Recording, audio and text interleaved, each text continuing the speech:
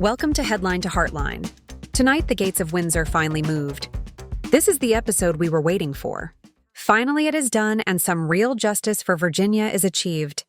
This comes just hours after Buckingham Palace announced in London on October 30th that Andrew has been stripped of the title Prince and ordered to vacate Royal Lodge.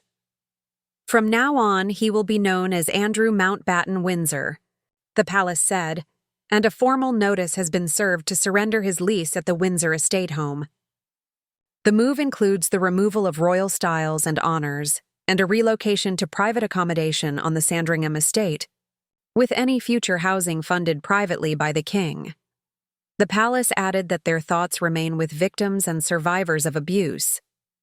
Andrew continues to deny all allegations. How the statement was issued matters. This was not gossip or a social media rumor. The palace distributed a written statement through its Royal Communications press office to accredited outlets, which then published it in full or close to full. You can read that wording carried by major wires and broadcasters. It is the palace's standard method for serious announcements. For comparison, Andrew's own message on October 17th appeared on the royal family's official website, which is where these releases are commonly archived. Why this is a big deal. Removing the style Prince, forcing an exit from Royal Lodge, and moving him into privately funded housing is one of the most dramatic actions against a senior royal in modern memory. It goes well beyond the 2019 step back from duties and the 2022 loss of military affiliations. This is the monarchy saying, in writing, that accountability finally outranks birthright. It also signals a break with the years when the institution cushioned him from consequences. There is context you and I have been tracking for weeks. Reports said Andrew was bargaining to leave Royal Lodge only if he got 2 replacement properties, Frogmore Cottage for himself and Adelaide Cottage for Sarah Ferguson.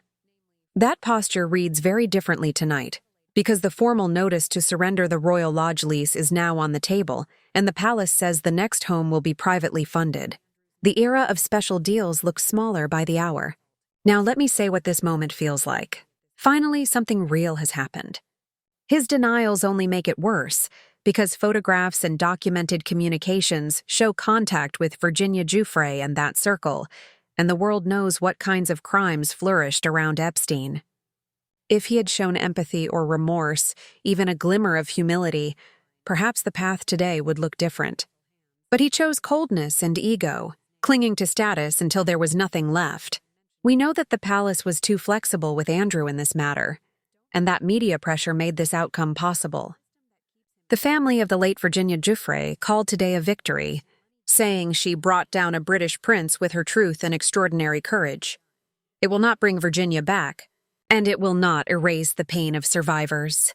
Yet watching a measure of consequence finally touch a man who lived inside a ring of protection offers a small relief to those who carried this trauma, and a necessary breath for the monarchy itself. Here is the hard truth. Charles and William are now walking firmly away from Andrew. Whether that walk is principle or pressure hardly matters, if the outcome holds. What matters is what comes next. No quiet reversals. No new grace and favor arrangement by another name. If this is the line, keep it. If this is accountability, finish it. The crown cannot preach service and keep making exceptions for its own. Thank you for spending this time with me. If this story moved you, please like the video and subscribe to the channel. Your support helps keep these conversations alive. See you in the next video.